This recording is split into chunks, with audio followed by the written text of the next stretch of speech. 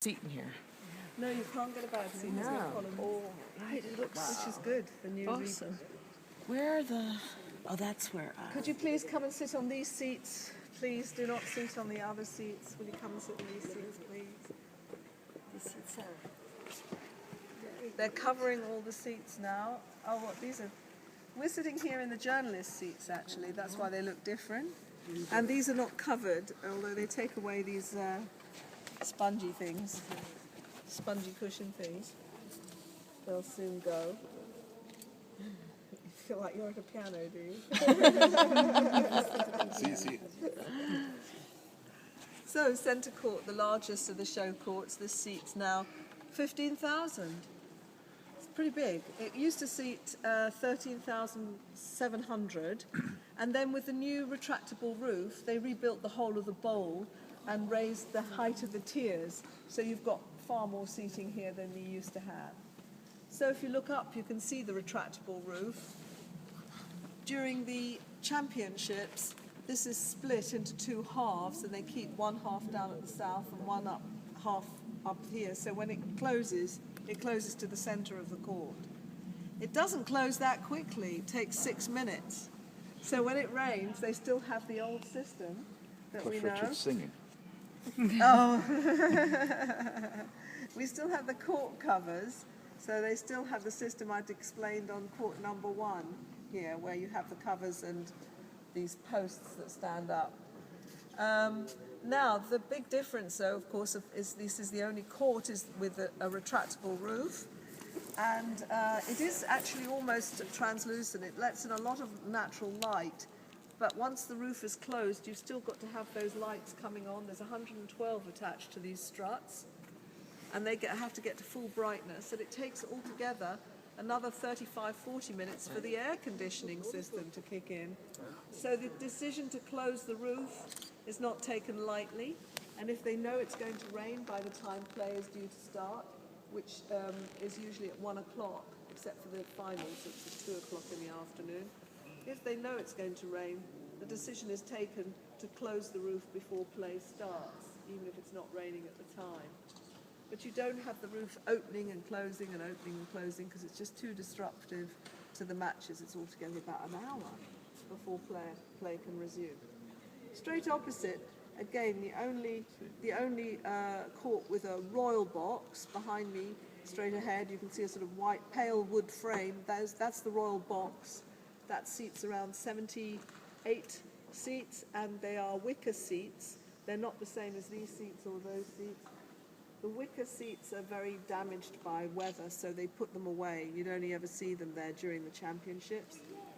And the royal box has nothing really to do with royalty, although royalty has started to come back a bit with Kate and William, and the Queen was here a couple of years ago, which was great. It's more to do with the royal treatment, they say, if you're invited. And so it's all the VIPs in the club, the board of the chairman and the executives. They will invite people, and they're considered VIPs. On the first Saturday, you often see invited sports personalities, like there's a club up north called Manchester United. The manager, a man called Alex Ferguson, you often see him sitting there. He seems to like tennis, I hear. Who? Yeah, I've not very well known. Anyway, and David Beckham, who nobody's heard of, and really, it's a mix, and some of the sponsors. So you get a lot of people, like fashion people like Ralph Lauren, who of course is one of the sponsors and designs the uniforms here for the line judges, the umpire, and the ball kids as well. Those sort of people are in the royal box. Now, beneath the royal box, you'll see some double doors in the centre. Those are the doors through which the players come, because underneath the royal box is the players' waiting room. Now, that's where they've got the Kipling lines written above the door from the poem If. You can't see the players coming out of those doors because the posts in front have usually got canvas. So you only see the player by the time he or she has come around the corner towards the umpire's chair, which is on this side. And as you can see, the same system with the photographers on the court side. They've got Wi-Fi here now. That's what they did when they rebuilt the court. One thing you've probably never seen if you've not been to the club before is that. And that is the pod that is never there during the championships. The seats are put back there, and it contains a couple of interactive displays in various languages, which will give you a virtual reality tour of what it's like to see and sit in centre court. You're all entitled to go in there if you want. It's mostly for people who haven't had time or don't want to do this tour, because you've actually been sitting in centre court, so I'm not sure if virtual reality is better than reality. Make your own mind up. But that's available there. This box sort of arrangement here, these seats on this side below where I'm standing, is the international box. So you do get a lot of tennis people from international clubs get their special tickets here. The members of the club, if they want to see matches on centre court, they have those seats that are alongside as you face the Royal Box. On the right-hand side, there's a few seats where it says 201, that entrance, and the seats just above the Royal Box. Those are for the members of the club. Now, the players, loved ones, you know, those anxious faces that the cameras love to photograph, they're sitting behind where you see the scoreboard there. Mm-hmm. They've got 2 rows there, and they all sit in there. And as you're facing it, on the left to them is the ESPN, where the broadcasters for ESPN. Then you've got the Royal Box, and on this side, there's a big broadcasting box for 5 Live and other 5 Live Extra, etc. They are the BBC's own sports-dedicated radio channels there. The BBC's own television commentary box is just below us. There's a roof here next to the top of the scoreboard. That's where the BBC commentary was. John McEnroe usually sitting in there. That's where he's at. Commentating.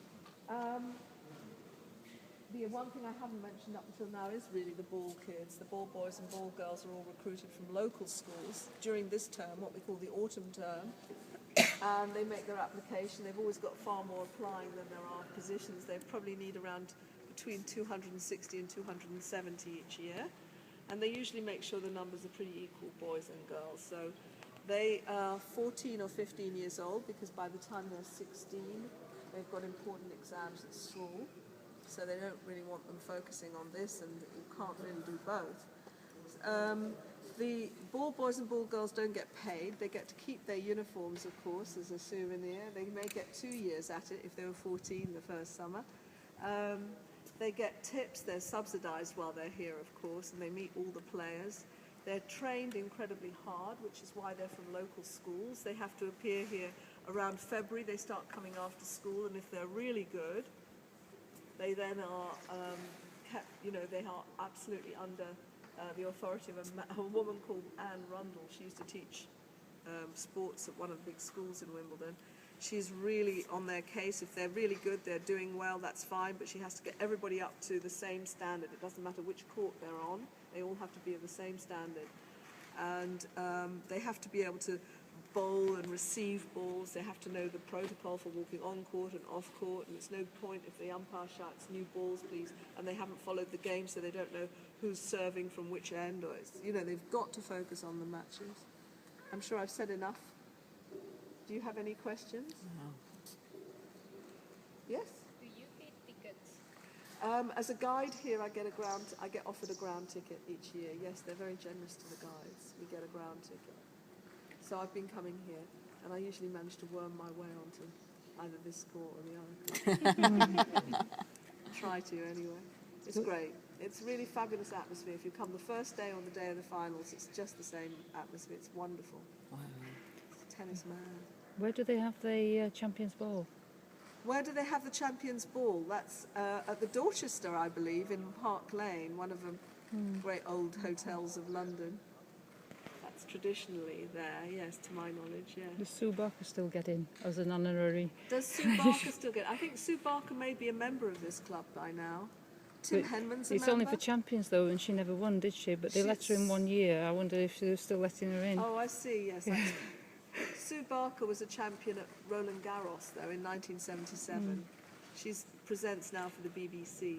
She's our main presenter. And she attracts all her age group. That's why John McEnroe and Jimmy Connors and all those people from that era, Boris Becker, that era, they're all here every summer. So, if you've had enough, please, no more photographs. We'll make our way out now because it is nearly time.